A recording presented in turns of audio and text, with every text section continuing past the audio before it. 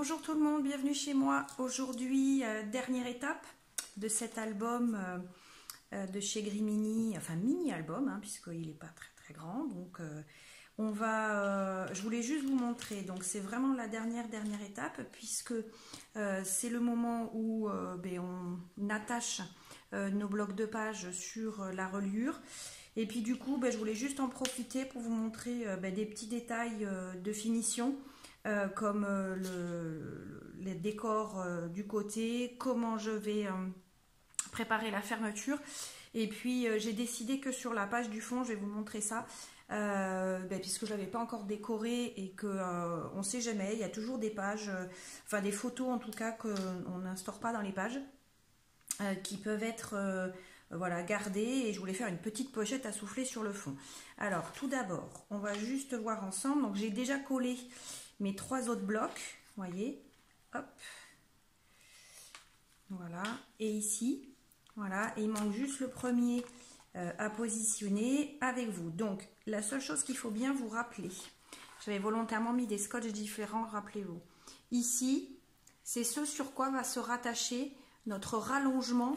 Je vais voir si j'ouvre là, vous allez le voir, voilà, le rallongement des pages, d'accord. Donc ici, c'est ce morceau-là, va se coller ce rallongement de page. Hop, je viens juste de le faire là, juste avant de filmer, et vous voyez, je n'avais pas appuyé assez fort, voilà. Donc, le rallongement de page qui vient jusque là, et ça, on est bien à l'intérieur des blocs qu'on a fait au démarrage, d'accord. Donc, hop, je vais me le refermer, voilà. Donc ici, on va venir emboîter notre bloc qui est là, donc ce creux ici, jusqu'au bout là, pas sur le petit soufflet de 5 mm que l'on a prévu pour les anses de page quand on tourne, d'accord. Donc je vais enlever mes scotch double face, je vais me positionner, je vais appuyer et on va condamner. Après, je vais faire, alors ce que je voulais vous montrer dans la foulée, sur le côté ici, j'ai déjà fait mon petit bijou d'album, je rajouterai rien, mais je voulais juste vous expliquer ma petite astuce, enfin si je vais rajouter ça encore, que j'ai pas fait. Je voulais vous le montrer justement avant de le faire. Moi je triche un petit peu, je m'explique. Il existe des anneaux comme ça, de chez Timols, que l'on trouve sur tous les sites de scrap, voilà, peu importe. C'est pas donné, dans la boîte il n'y en a pas 40, voilà, donc j'avais envie de trouver une autre astuce, et il est vrai que ceci, alors là je l'ai un petit peu peint, un petit peu vieilli volontairement, mais ce sont les attaches pour attacher des, comment on appelle, des cadres de tableaux au mur, voilà. Donc quand vous faites un tableau, que vous n'avez pas de fixation, mais vous achetez ça, vous voyez, il y a les 2 petits trous pour mettre les tout petits clous à l'intérieur du cadre en bois qui est autour du tableau. Et ça, après, c'est la vis que vous avez dans le mur qui se fixe dessus. Voilà, et ça, vous achetez ça par paquet de 10, voire plus, et ça coûte pas grand-chose. Donc moi, en fait, j'ai détourné l'accessoire, voilà. Du coup, je me retrouve bien. Alors, j'en ai des triangles. Et est-ce que je les ai là sous la main? Non, mais j'en ai qui sont arrondis aussi. Alors, forcément, il y a moins de choix de couleurs. Ils sont tous dorés en général. Mais ce que je fais, moi, c'est que je les bombe, voilà, avec de la peinture pour métal. Et j'obtiens ce genre de choses. Et alors, sur cette partie ici, je viens après apporter un petit accessoire de décor. Et donc, vous voyez, là, ici, je vais poser ça. Voilà, bien collé à la glu. Et ça ne bougera plus. Ouais, là, c'est tombé, mais je le ferai plus tard. Et après, du coup, je suis venue déposer des petites breloques. Alors, je suis restée assez simple pour le coup. Voilà. C'était juste pour le décorer un petit peu sur la tranche. Donc, je suis venue chercher tous mes petits accessoires. Là, voilà, je suis venue utiliser ça. Voilà, mes petits anneaux ici. Mes accroches, voilà, pour bloquer les rubans. Ici, j'ai pris ça. Je l'ai tressé. Voilà, et je l'ai plié en 2 et je l'ai bloqué dans une attache. Ici, c'est le ruban bleu, hein. J'ai repris le code du ruban bleu qu'on a utilisé. J'ai coupé un morceau, je l'ai plié en 2, pareil, je l'ai mis dans une attache. Et ici, j'ai utilisé, je vous montre, voilà, cette petite chose Vous voyez, c'est une petite baguette rigide au bout de laquelle il y a un rond, voilà, pour celles qui ne connaissent pas en perlerie, ce qui vous permet d'enfiler des perles, mais ça sert de butée, ça empêche que les perles tombent. Et après, au bout, vous n'avez plus qu'à recréer le même petit crochet avec une pince. Alors là, je ne l'ai pas gardé sous la main, mais bon, une pince, voilà, vous le crochetez à nouveau, et puis vous pouvez l'accrocher dans un petit anneau et venir le positionner. Alors, moi, j'ai... bon, pour celles qui ont vu mes hauls, ben, du coup, voilà, j'ai des boîtes où je range mes perles. Il y a plein de perles de chez Action, d'ailleurs.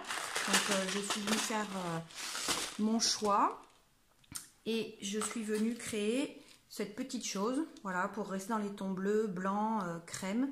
Et vous voyez, on voit bien que ça, c'est la butée du départ. Et ici, je suis venue recourber, le mettre dans un anneau et le fixer à... mon fermoir, on va dire, là voilà, mon accroche de côté, d'accord? Donc un bijou d'album tout simple, je vais me repousser ça parce que ça me gêne, voilà, c'était juste pour vous le montrer, fait d'un petit enchaînement de perles, ma cordelette tressée et un bout de ruban, le tout attaché sur ce fermoir où je vais venir y déposer, juste pour cacher, parce que c'est pas très très joli, mon petit nœud en décoration, voilà. Ensuite, mon fermoir ici, qu'est-ce que c'est? Alors, c'est une attache, en fait, creuse. Vous voyez? J'espère que vous allez la voir, là, comme ça. Elle est un petit peu cachée. Je vais me lever pour voir si je zoome pas trop. Voilà, parce qu'en fait, j'ai collé ma perle avant de vous la montrer. Donc, et j'en ai plus, donc je ne peux plus vous le montrer. Mais en fait, c'est une petite attache en boucle. On trouve ça en mercerie. En général, c'est fait pour attacher des sous-vêtements, des rubans, voilà. Et donc, on la voit là au fond. Donc ça, je le colle à la glu, tout doucement, sur ma cartonnette ici. Hein, donc, tous mes devants d'album. J'ai collé après une perle devant pour cacher finalement cet anneau. Et sur le crochet qui vient dedans, pour fermer comme ça, vous voyez, ça vient en fait se positionner. Voilà, c'est un crochet qui vient dedans. J'avais pas envie de refaire un gros nœud, etc. Et donc du coup, j'ai déjà commencé. J'ai tressé, un peu comme du macramé, hein, la même cordelette, hein, toujours. J'y ai inséré une perle en étoile bleue. Voilà. Je sais pas. Vous le verrez mieux là, comme ça. Vous voyez. Au bout, bah, du coup, j'avais inséré ma corde. Et au bout, là, j'ai fait un nœud. Alors ça, je vais le laisser. Et en fait, ce que je vais faire, c'est que je vais venir poser mon crochet. Mais je ne le fais pas tout de suite parce qu'il va y avoir l'épaisseur de cette page encore, qui n'est pas à l'intérieur. Et après, hop, alors je vous le montre un petit peu incliné. Donc, je vais venir poser mon crochet. Et je vais venir ici simuler un petit peu, si vous voulez, le lieu où je vais devoir le coller. Je vais y mettre une petite goutte de pistolet à colle. Vous voyez, ici, admettons, là où il y a le nœud. Ça, je vais le laisser pendre.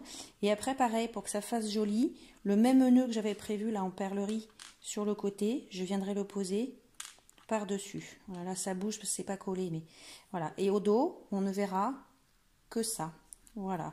Et ça va permettre que ça se soit bien fixé. Quand on le détachera, ben, ça viendra ici pour pouvoir feuilleter l'album. Et sinon, à chaque fois qu'on le fermera, on n'aura plus qu'à crocheter.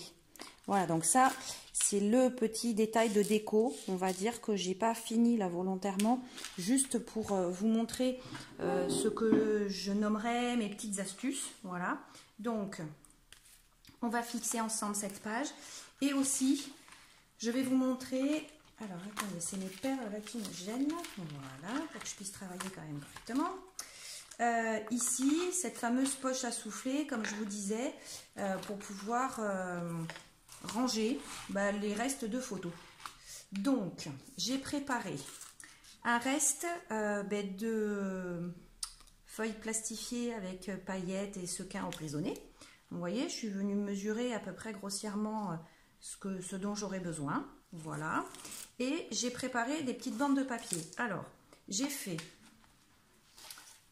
je le mets sur le côté, on y reviendra. J'ai fait une bande de papier, voilà, qui va venir ici sur le haut. 2 bandes de papier, vous voyez, en accordéon, mais je vais revenir dessus pour vous expliquer, qui vont venir sur les côtés, et une en accordéon, mais je ne l'ai pas fini pour vous montrer, qui viendra sur le bas. Et chaque patte de collage viendra se coller sur le dos de la couverture, et du coup, on aura notre petite pochette à souffler, qui au début sera bien écrasée parce qu'il n'y aura rien dedans, mais qui va pouvoir gagner en aisance, ici, grâce à l'accordéon. Alors, comment j'ai fait ça? Ces petits accordéons de côté sont réalisés de la même manière que va être réalisé celui du bas. Donc je vous explique sur celui du bas, je ne l'ai pas fini volontairement. Alors pour la dimension, qu'est-ce que j'ai fait? Je suis venue poser simplement ma feuille, vous voyez, c'est ce qui me restait en fait du papier du tuto que j'avais fait avec vous au long de l'album. Je suis venue positionner pour voir quelle dimension, vous voyez, pourrait rentrer dans la largeur là sur l'album. Voilà, sur la couverture finale. Donc du coup, je suis venue prendre mes dimensions et j'ai découpé mon petit morceau de feuille plastifiée. Là-dessus, pareil, j'ai mesuré une hauteur et je vais le déplier. Voilà. Pour comprendre une patte de collage qui va se coller là-dessus, mon accordéon et une autre patte de collage. Alors, j'ai prévu 1 cm de patte de collage qui va se coller sur l'album, 1 cm de soufflet et 1 cm de patte de collage qui va se coller sur ma feuille plastifiée. Ce centimètre ici du soufflet est replié en 2. Donc ça veut dire quoi? Ça veut dire que, comme ici, mon morceau de papier fait 3 cm sur la largeur ici, là, et ce morceau-là, du coup, il fait la longueur du bas. J'ai fait un premier pli à 1 cm et un autre pli à 1 cm aussi, mais de l'autre bord. Et au milieu, j'ai fait un autre pli, pile poil, au milieu des deux. Et maintenant, on va créer cet accordéon, ce qui veut dire qu'il faut bien que je plie une fois dans un sens, une fois dans l'autre, une fois dans un sens. Donc, je viens ici plier sur l'extérieur. Ensuite, je fais pareil avec l'autre. Hop, vous voyez. Et maintenant, je le remets à plat et je viens le plier en 2. Voilà, endroit contre endroit. Donc, mon petit plioir, qu'est-ce que j'en ai fait? Il est là. Je viens comme ceci, plier en 2 et je viens ensuite rabattre mes deux petites pattes de collage. Alors, il ne faut pas le faire trop vite parce que si vous le faites trop vite, vous risquez de partir de travers. Alors moi, vous voyez, ici, là, je reviens. Je force pour qu'on soit bien au même endroit. Vous voyez que ça me forme ce W bien régulier. Donc, je me remets ici. Pareil de l'autre côté. Voilà. Vous voyez, là, j'ai un W bien régulier. J'appuie et là, hop, pour bien marquer mon papier au bon endroit. Et voilà, mon soufflet est réalisé. D'accord? Alors, ici, sur les latéraux, j'ai coupé mes pattes de collage. Je ne vais pas les couper sur celle du bas et sur celle du haut. Je ne suis pas très à l'aise, moi, avec la coupe à 45 degrés très précise pour réaliser les angles. Donc, en fait, j'en coupe une et la deuxième, je vais venir la poser juste comme ça par-dessus. Voilà, celles qui sont à l'aise pour couper à 45 degrés, faites-le. Du coup, vous aurez un bel encadrement. Moi, je sais qu'à chaque fois, voilà, je ne suis pas au top, donc je préfère superposer. Voilà, donc, et celle-ci est toute simple. J'ai pas fait de superposition de papier, j'ai juste calculé et on va venir le coller ici. Donc, je vais vous laisser en musique. Vous allez constater du coup qu'on va d'abord s'occuper de l'emboîtement de cette couverture, de ce bloc, et ensuite la réalisation de la pochette à souffler à l'arrière. Alors, je suis désolée, je me suis rendu compte que j'ai eu un problème de batterie et que ma caméra s'est arrêtée de filmer.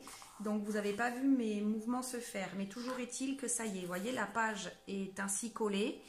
Donc, j'ai bien fait attention, je suis venue au ras de mon soufflet ici. Donc, j'ai ouvert mon bloc, je me suis mise à l'intérieur. Voilà, après... rien de... Vous pourriez le revoir, j'ai déjà fait la manip dans un album précédent, je vous mettrai le petit si j'y pense pour vous montrer comment j'emboîte à l'intérieur, voilà. Mais là ce qui était important surtout c'était de ne pas aller plus loin que le petit soufflet que je vous avais défini, voilà. Et alors la page de la fin, la pochette à soufflet a été faite. Alors petite astuce que je voulais vous montrer, c'est-à-dire que tous les morceaux, les pattes de collage qui sont sur la feuille de rhodoïde, enfin la feuille de la plastifieuse, sont recouverts de scotch double face fort parce que j'ai toujours un peu peur qu'avec le plastique ça adhère pas très bien. Par contre après sur les morceaux qui sont sur la cartonnette de fond, j'ai mis un scotch double face ordinaire, voilà. Et donc ainsi on obtient la pochette à souffler, vous voyez, on la voit ici, qui permet d'avoir cette aisance pour pouvoir y rajouter à l'intérieur. On pourrait faire un rabat pour fermer, voilà. Je ne le souhaite pas parce que ça ferait encore plus chargé. Je vais peut-être juste mettre une petite déco en fond blanc, voilà, pour alléger ce bleu, mais rien de plus. Et encore, je ne suis pas très sûre. Je pense que je vais le laisser comme ça. J'aime ce côté qui reste bleu, très simple, et qui va me permettre de mettre des photos à l'intérieur ou des souvenirs, hein, des tickets, etc. Voilà, on verra par transparence. Donc, ben voilà, j'ai fini de partager avec vous la construction de cet album. Tout est monté, voyez, hein, les pages ont été faites, on a vu tout ça ensemble. La construction de cette pochette, je vous ai parlé de mon astuce là pour faire ce bijou sur le côté, là les bijoux d'album. Mon fermoir aussi, là je vais aller me coller au pistolet à colle tranquillement. Et voilà, c'est chose faite, cet album est terminé. J'espère que vous aurez appris plein de petites astuces de bricolage en regardant les tutos, que ça vous aura donné des idées. Moi de mon côté c'était un défi double en tout cas. La première c'est que c'est un album qui n'est pas très grand, hein, puisque il mesure, vous voyez, 21 en comptant ça, donc on va plutôt dire 19,5 de hauteur de couverture sur 17 de large. Pour moi c'est un défi parce que j'ai plutôt tendance à faire des gros albums avec plein de photos disponibles. Donc là vraiment on était sur une petite dimension, plus le fait, voilà, que c'est une couverture de forme décousue. Donc je trouvais intéressant de travailler ça. C'est un défi que pour une fois j'avais envie de relever, le fait que ça déborde le moins possible et que ça respecte la forme de l'album. Donc pour moi, défi relevé. Voilà, j'ai joué sur la transparence et la légèreté par rapport aux flocons de neige. Voilà, je suis restée vraiment dans ma thématique. J'espère pour vous que vous avez passé un bon moment et que vous découvrirez plein d'astuces et que vous pourrez piocher dans tous mes tutos pour aller inspirer vos albums. Je vous dis à bientôt, amusez-vous bien et puis scrapez bien. À bientôt.